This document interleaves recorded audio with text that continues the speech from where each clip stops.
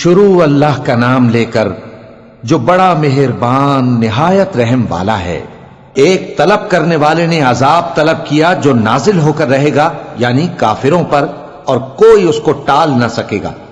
جو بلندیوں والے اللہ کی طرف سے نازل ہوگا، جس کی طرف روح القدس اور دوسرے فرشتے چڑھتے ہیں، اس روز نازل ہوگا جس کا طول 50,000 برس ہوگا۔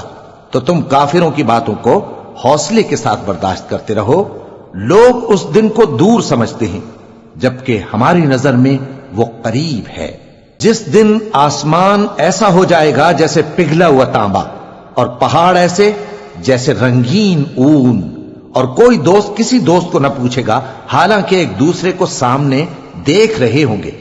اس روز گناہگار چاہے گا کہ کسی طرح اس دن کے عذاب کے بدلے میں سب کچھ دے دے، یعنی اپنے بیٹے اور اپنی بیوی اور اپنے بھائی اور اپنا خاندان جس میں وہ رہتا تھا، اور جتنے آدمی زمین پر ہیں، غرض سب کو دے ڈالے، پھر اپنے آپ کو عذاب سے چھڑا لے۔ لیکن ایسا ہرگز نہیں ہوگا۔ وہ بھڑکتی ہوئی آگ ہے، کھال ادھیڑ کر کلیجہ نکال لینے والی۔ وہ ان لوگوں کو اپنی طرف بلائے گی جنہوں نے دین حق سے اعراض کیا اور منہ پھیر لیا، اور مال جمع کیا، پھر سینت سینت کر رکھا۔ کچھ شک نہیں کہ انسان کم حوصلہ پیدا ہوا ہے۔ جب اسے تکلیف پہنچتی ہے تو گھبرا اٹھتا ہے، اور جب ملتا ہے اس کو مال تو بخیل بن جاتا ہے۔ مگر نماز ادا کرنے والے جو نماز کا التزام رکھتے اور ہمیشہ پڑھتے ہیں، اور جن کے مال میں حصہ مقرر ہے، یعنی مانگنے والے کا اور نہ مانگنے والے کا، اور جو روز جزا کو سچ سمجھتے ہیں، اور جو اپنے پروردگار کے عذاب سے خوف رکھتے ہیں، بے شک ان کے پروردگار کا عذاب ہے ہی ایسا کہ اس سے بے خوف نہ ہوا جائے۔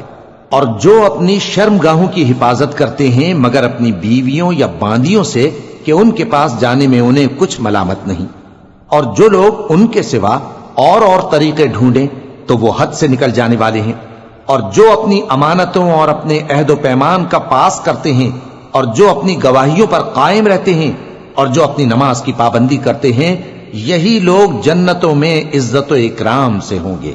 تو اے نبی، ان کافروں کو کیا ہوا ہے کہ تمہاری طرف دوڑے چلے آتے ہیں، دائیں اور بائیں سے گروہ گروہ ہو کر جمع ہوتے جاتے ہیں؟ کیا ان میں سے ہر شخص یہ امید رکھتا ہے کہ نعمت کے باغ میں داخل کیا جائے گا؟ ہرگز نہیں۔ ہم نے ان کو اس چیز سے پیدا کیا ہے جسے یہ جانتے ہیں۔ پس مشرقوں اور مغربوں کے مالک کی قسم کہ ہم طاقت رکھتے ہیں، یعنی اس بات پر کہ ان سے بہتر لوگ بدل لائیں، اور ہم عاجز نہیں ہیں۔